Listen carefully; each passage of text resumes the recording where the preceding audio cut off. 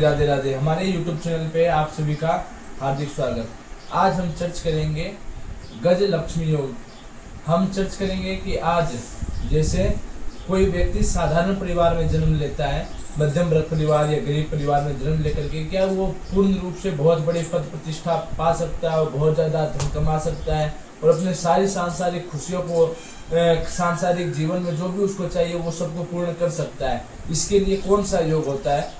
अपन जैसे कुंडली में देखते हैं, जन्म कुंडली के अंदर तो वह गज केसरी योग बनता है। तो उसी तरह अपन इसमें हस्त रेखा के अंदर देखेंगे गज लक्ष्मी योग। ठीक है, ध्यान से देखिए। आपका हस्त रेखा, हाथ आपका मुलायम होना चाहिए, थोड़ा गुलाबीपना लिए हुए होना चाहिए और हाथ की सभी पर्वतें लगभग सामान्य रूप से उठी हुई होनी चाहिए, सामान्य रूप से उठी हुई होनी चाहिए। और देखेंगे थोड़ा गद्दीदार और मुलायम हाथ होना चाहिए।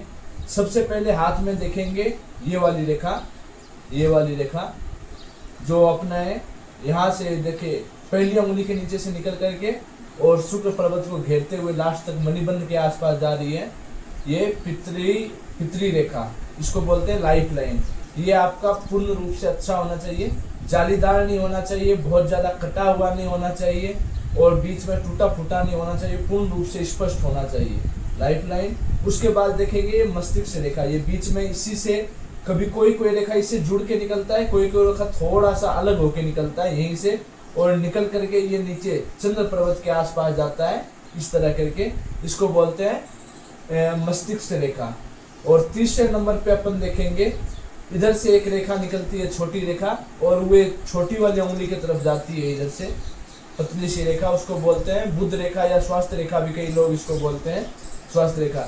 ये तीनों रेखाएं हाथ में मौजूद होनी चाहिए और दोनों हाथों में होनी चाहिए। कंडीशन दोनों हाथों में सेम होना चाहिए, दोनों हाथों में ये तीनों रेखाएं पूर्ण रूप से होनी चाहिए और कटी फिटी ज्यादा नहीं होनी चाहिए और इस पे द्वीप या क्रॉस का चिन्ह या फिर हर जगह से जाली आकार में ऐसी रेखाएं नहीं होनी चाहिए। पूर्ण रूप से स्पष्ट, सुंदर और थोड़ी पतली होनी चाहिए, ज्यादा चौड़ी भी रेखाएं काम की नहीं होती।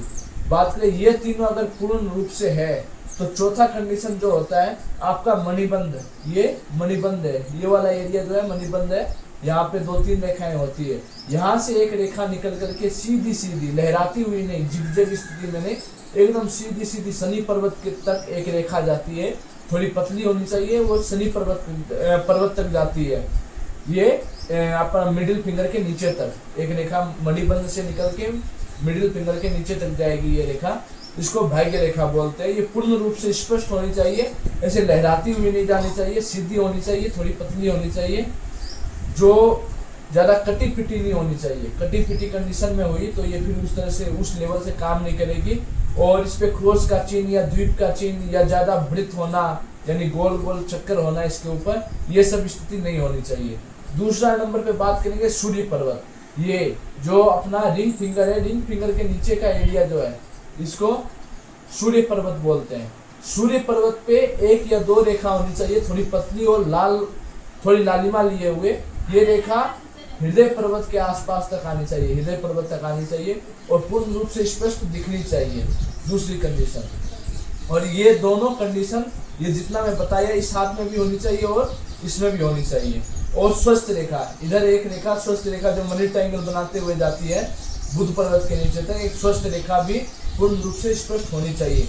अगर ये सब कंडीशन दोनों हाथों में है तो ऐसा बोल सकते हैं कि व्यक्ति गरीब से गरीब परिवार में भी जन्म लेकर के बहुत बड़े पद तक जाएगा, विश्व विख्यात सम्मान प्राप्त करेगा। और ऐसा व्यक्ति अगर व्यापार में जाता है, बिजनेस में जाता है तो खूब पैसे कमाता है, और अगर विदेश का सफर करना चाहता है, विदेश में काम करना चाहता है तो वहां भी खूब पैसे कमाता है, कोई दिक्कत वाली बात नहीं है और वो बहुत ऊंचे लेवल तक जाएगा। ऐसा व्यक्ति गुणवान, धैर्यवान और सबको आदर सम्मान करने वाला, छोटा हो बड़ा हो सबको आदर सम्मान करता है, ऐसा व्यक्ति नम्र स्वभाव का होता है। और बात करें तो ये बहुत धन कमाता है। इसके जीवन में जो भी आर्थिक रूप से या सांसारिक रूप से जो भी इसको चाहिए होता है वो सब मिलता है, समय के अनुसार इसको सब कुछ मिलता है, किसी चीज की कमी नहीं होती। और ऐसे व्यक्ति के मृत्यु के बाद भी, है ना, मृत्यु के बाद भी इसकी कीर्ति स्थापित रहती है। ऐसे अपन देखते होंगे गाँव में या कई शहरों में ऐसे लोग थे, ऐसे सेठ होते हैं, ऐसे कई लोग होते हैं जिनके मृत्यु के बाद भी उनका गांव में सबको समझाया जाता है कि एक व्यक्ति जो हुआ था वो ऐसा था, इस तरह से अपने गांव का नाम रोशन किया। तो इस तरह से मतलब वो व्यक्ति ऐसा हुआ, मृत्यु के बाद भी उसकी कीर्ति स्थापित रहती है। अगर ये कंडीशन भाग्य रेखा पूर्ण रूप से स्पष्ट है, 1 या 2 सूर्य रेखा और पितृ रेखा, मातृ रेखा और स्वास्थ्य रेखा, जिसको बुध रेखा भी बोलते हैं, ये दोनों हाथों में है और पूर्ण रूप से जैसे बोला उस तरह से स्पष्ट है, तो आप भी अगर गरीब परिवार में भी जन्म लिए तो बहुत ऊंचे पदों तक जाएंगे, उसमें कोई रोक टोक वाली बात नहीं है। दोनों हाथों में होनी चाहिए। अगर एक हाथ में है तो 50% माना जाएगा, दोनों हाथों में तो पूरा 100% फलकथन सही माना जाएगा। आप सभी को पुनः श्री राधे राधे।